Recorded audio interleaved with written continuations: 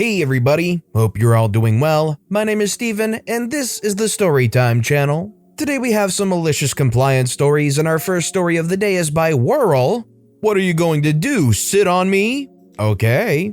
My parents used to own a laundromat and every so often I would help them clean it up / collect the money. They had a seating area with a few benches for customers to sit on and a few magazines and kids books to read. Generally old stuff that was donated or from the dollar store.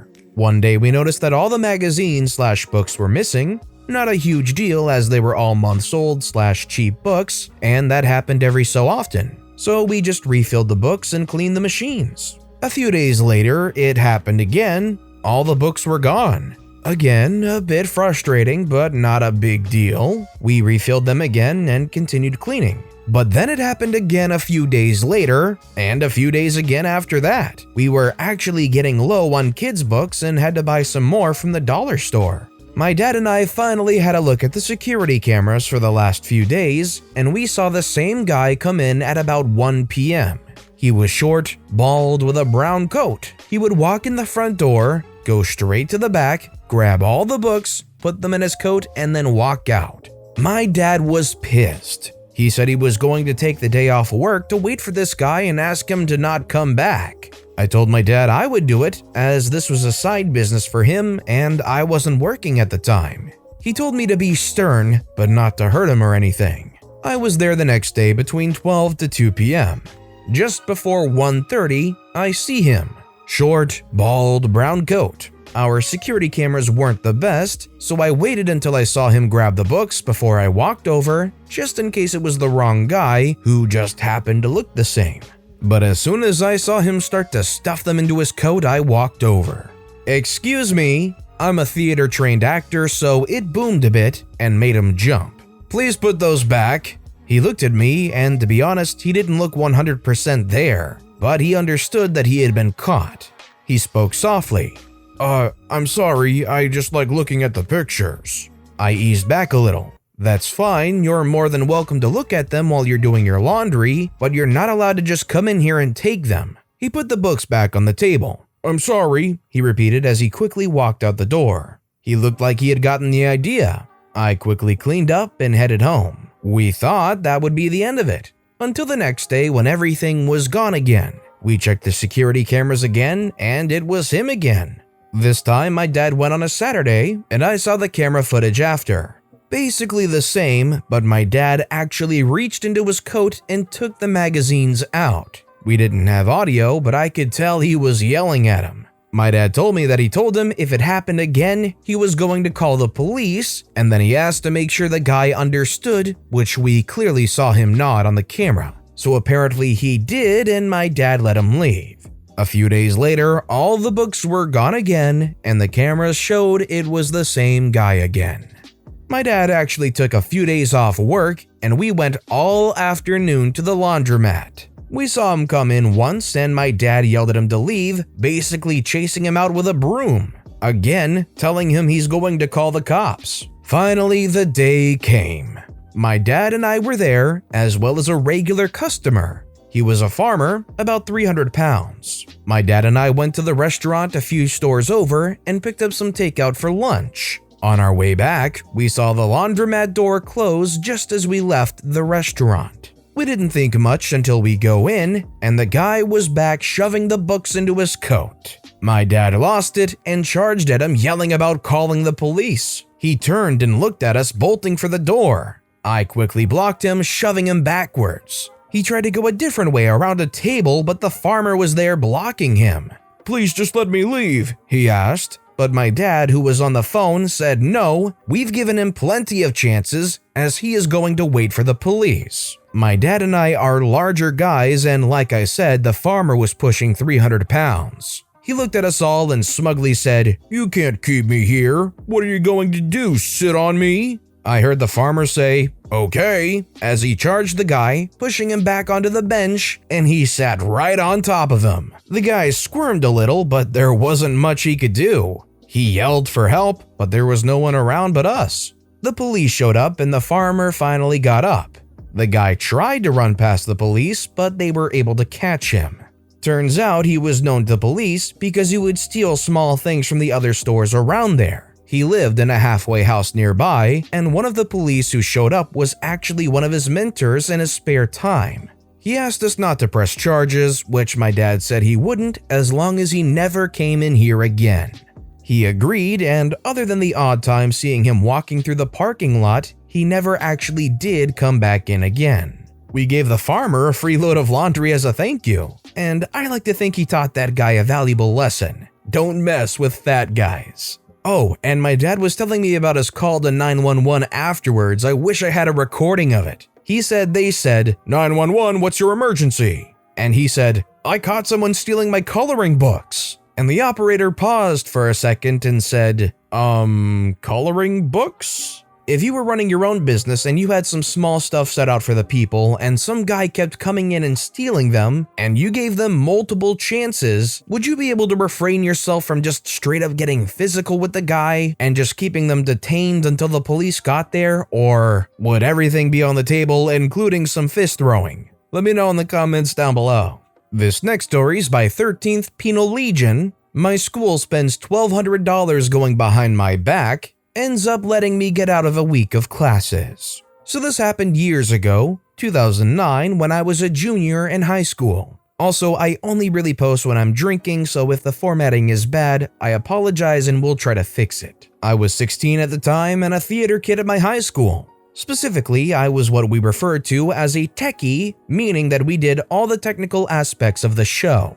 Things like building the sets, lighting, sound, and makeup, among other things. Now, my school was in a pretty affluent area, suburbs of LA. We were near Malibu. Because of that, the arts were a pretty big deal for the school and community. I focused on the lighting aspect and really enjoyed it. I was never really popular at school as I was always feeling out of place. I grew up in a different area and did not know anyone. Also, my family didn't really have money like everyone else. We lived in a trailer park, so I was self-conscious about that.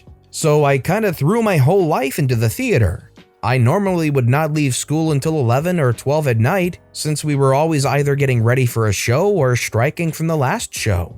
Since I spent more time in the theater than I did in class, I knew things about that building no one else in the school did. It got to the point where I was basically an employee for the school. I ran every function which utilized the theater or auditorium and had keys to every building. Thinking back to it, I'm not sure how legal it was. Normally, there are special lights used for theater, but our director that year, it was her first year at the school, liked to add normal lamps and lights to the sets themselves. She was a horrible person and verbally abusive to her students and actors, especially the tech side. She hated me because I did everything I could to keep her away from my crew. I could really look out for the actors, but if she tried to yell at my crew, I would intervene or they would walk away and tell her to take it up with me. By this time, I had become the informal leader of the techies and nothing really could happen in the theater or auditorium since I was the only one who knew how to keep it all working. I kept trying to explain to her that this was not good practices or probably even safe, as I was not an electrician.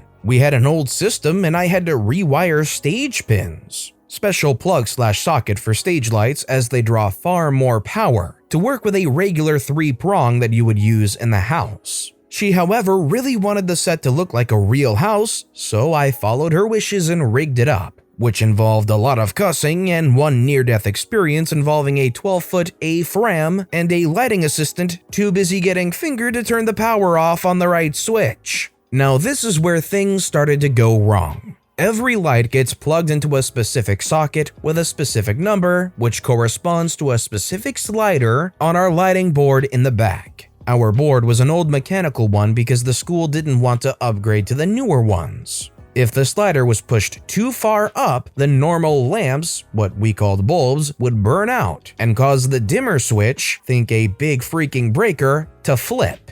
This would normally work. But since we would run a show for 4 weeks, Monday, Wednesday, Friday, and 2 Saturday shows, we were blowing through lamps and tripping the dimmer switch once or twice a week. On our final show closing the night, the dimmer switch tripped and we had to call a 5-minute so I could fix it. Only this time, flipping the dimmer back wasn't returning power, and worse, all the other lights were out as well, not just the one I had wired myself. Pretty quickly, I figured out the issue wasn't the dimmer switch itself and had to be something else since the whole box lost power. I was pretty sure what the problem was, but did not say anything yet as I hated this director and wanted to see what she would say. She started to yell and curse me out before I could explain. Luckily, the assistant principal was there and we were cool, so he asked me what we needed to do. I told him that I could probably fix it, but I wasn't sure how long it would take. While I had a pretty good idea what the issue was, I didn't want to make promises I couldn't keep. The director heard this and said she no longer trusted me with this theater and she wanted to hire a professional to look at the dimmer box. She was saying since I broke it, I obviously did not know how to fix it. I shrugged and said, okay, but a technician from the company is gonna be expensive and we have an old butt system. I offered to at least try first and maybe save the school money. She flatly refused. So closing night for that show ended before intermission and the school refunded all the tickets. That Monday, I learned she managed to convince the principal to hire the technician and that he will be there later that week. I don't remember the exact day. So I get pulled out of class to help show the technician the box, explain what went wrong and help him if I could. Once I show him the dimmer box, he takes one look and says the company no longer makes that model and he has no idea how to fix it. He spent 30 minutes or so playing around with it, but couldn't get it to work, and honestly, I don't think he cared that much. After school, the principal said they ended up having to pay him $1,200, and the director probably would not be coming back next year. He also asked me if I could try to fix it. I said yes, but it might take me a few days, and since rehearsals took place after school, I could only work during class hours. He excused me from all my classes. At this point, I already knew what the problem was because I came in on Sunday alone to test my theory. See, the building has two separate breaker boxes. The main one everyone knows about, which is in the back next to our panel saw.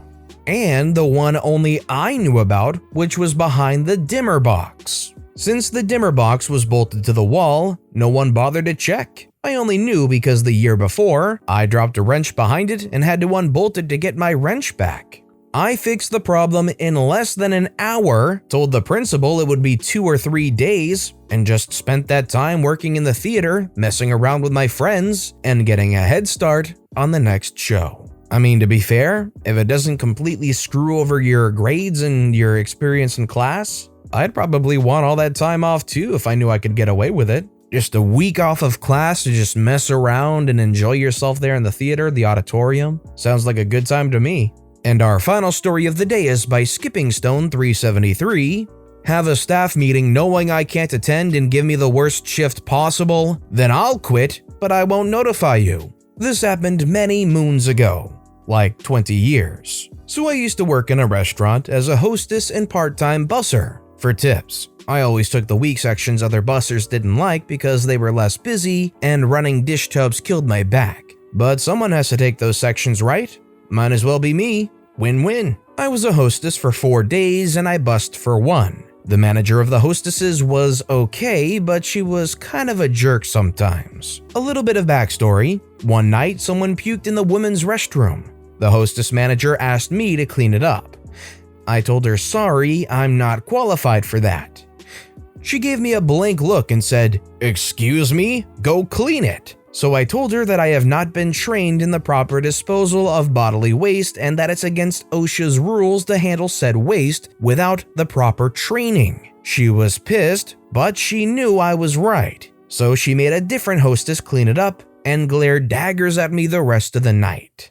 I think the hostess manager was miffed about the above incident and slightly had it out for me. The hostess schedule used to be random and everyone would get varied shifts, opening, mid, closing.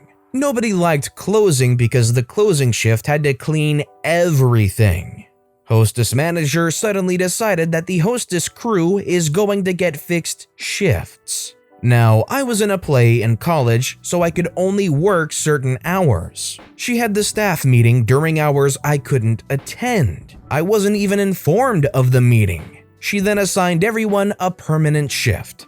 Guess what shift I got? Yep, closing. This is where the possible malicious compliance comes in. So, like most jobs, you are required to give a 2-week notice if you're going to quit. Plus, it's a good thing to do if you don't want them trashing you to your future employer. So I gave my notice to the manager of the busing staff. I figured as long as I gave it to a manager, it didn't matter who. They all belonged to the same company and worked together. Plus, I didn't want to see the hostess manager since I was ticked at her. Apparently, the busser manager never shared my notice with the hostess manager. My next scheduled shift after my 2 weeks was up, I get an angry call from her. "Why aren't you here, or why isn't there a replacement here for you if you're sick?" We were required to call every coworker to try to cover our shift if we couldn't make it. Sometimes if we couldn't find anyone, they'd still try to make us come in. I told her I don't work there anymore. I gave my notice. She said, "No, you didn't. I never received it." I told her I gave it to the other manager. She tried telling me that I had to give one to her too, and that since I didn't, then she would count me as a no-call, no-show, and note in my employee file that I was fired. But I argued the heck out of that one, and she finally dropped it. I also called the busser manager to talk to him about it, and he laughed and told me not to worry about it, that it was all good.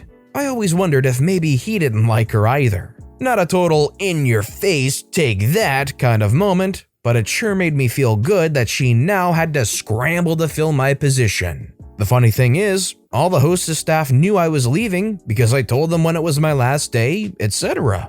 None of them said a word to her. In case anyone is concerned, there were usually 4 to 5 hostesses on shift, so my absence didn't impact them too terribly much. I saw some of them later, and they said they didn't hold it against me at all. It just made their nights less boring since there was less downtime. Guessing by the reaction of the busser manager, I would lean towards they probably didn't like the other manager as well. To be fair, it sounded like almost nobody did, but I guess as long as they get the job done, management up top won't mind having them around. Good on OP for not putting up with it. But with that being said, that's all the time we have for today. So if you have a favorite story of the day, let me know which story and why in the comments down below. But besides that, if you enjoyed the video, please consider giving it a like, and if you haven't, subscribe and turn notifications on so you'll never miss an upcoming video. No matter what you do, whether it's just viewing the video, liking, subscribing, turning notifications on, I appreciate the heck out of it. Every little thing that you do helps the channel grow that much more, and I can't thank you enough for it. So until next time, I hope you all have a wonderful day, and I'll be right here next time on the Storytime channel.